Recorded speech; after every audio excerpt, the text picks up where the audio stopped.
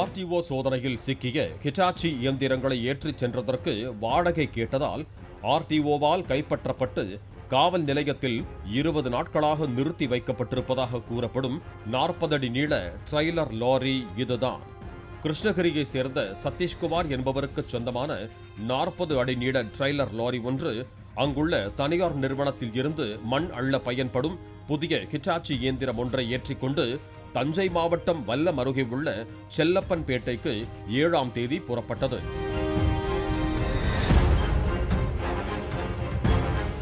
லாரியை ஓட்டுநர் தனபால் என்பவர் ஓட்டிச் சென்றார்.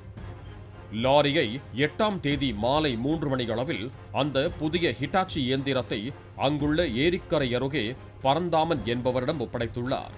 இரவு கண்விழித்து ஓட்டி வந்த களைப்பில் ஏரிக்கரையோரம் லாரியை நிறுத்திவிட்டு ஓட்டுநர் தனபால் லாரியிலேயே படுத்து உறங்கியுள்ளார். சிறிது நேரத்தில் ஏரிக்குள் சட்டவிரோதமாக செயல்பட்டு வந்த செம்மன் குவாரிக்கு ஆய்வுக்கு வந்த ஆர்டிஓ நித்யா தலைமையிலான வருவாய்த்துறை அதிகாரிகள் சட்டவிரோதமாக மண் அள்ளப்படுவதாக கூறி அங்கு நிறுத்தப்பட்டிருந்த 7 ஹிட்டாச்சி இயந்திரங்களையும் பறிமுதல் செய்தனர்.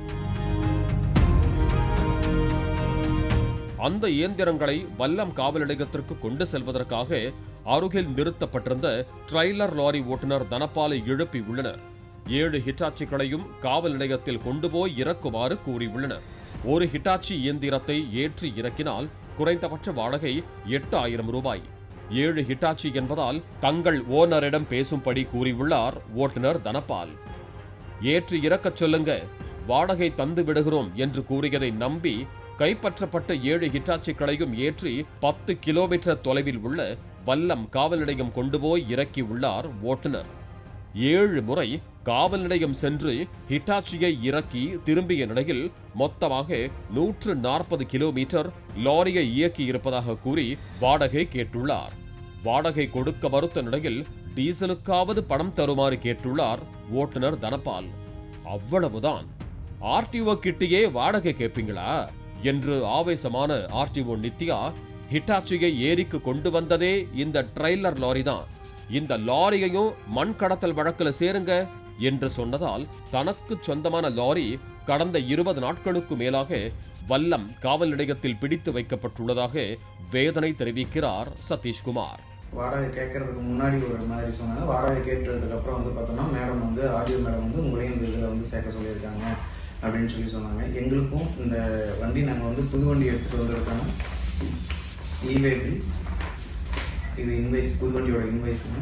இது பார்த்தோம் அப்படின்னா வண்டி டோல்கேட் பாஸ் பண்ணதுக்கு, அந்த நியர்பை டோல்கேட் பாஸ் பண்ணதுக்கான டோல்கேட் சலான் இது எல்லாமே வண்டி அங்கேருந்து நாங்கள் புது வண்டி ஏற்றிக்கணும் இறக்குனதுக்கான ரெக்கார்டு.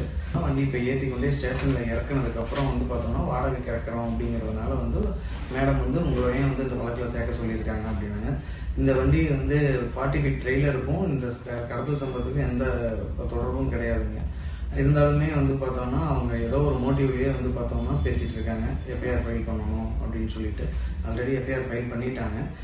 இந்த வண்டி பார்த்தோம்னா இதுதான் இந்த விஷயம் வாழ்வாதாரம் போயிட்டு இருக்குங்க சார். தன்னிடம் புதிய இயந்திரத்தை ஏற்றி வந்ததற்கான அனைத்து ஆவணங்களும் சரியாக முறையாக உள்ளது என்பதை அதிகாரிகளிடம் எடுத்து கூறியும் வாடகை கேட்ட ஒரே காரணத்திற்காக எங்களை செம்மண் கடத்தல் வழக்கில் சேர்த்தது எந்த வகையில் நியாயம் என்று கேள்வி எழுப்பினார் லாரியை பறிகொடுத்து தவிக்கும் சதீஷ்குமார்.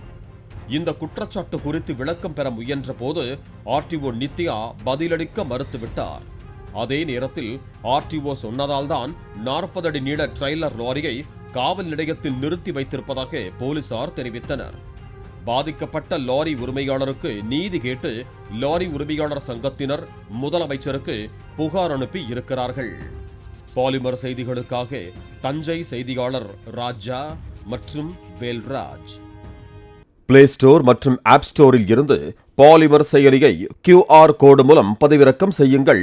செய்திகளை உடனுக்குடன் பெறுங்கள்.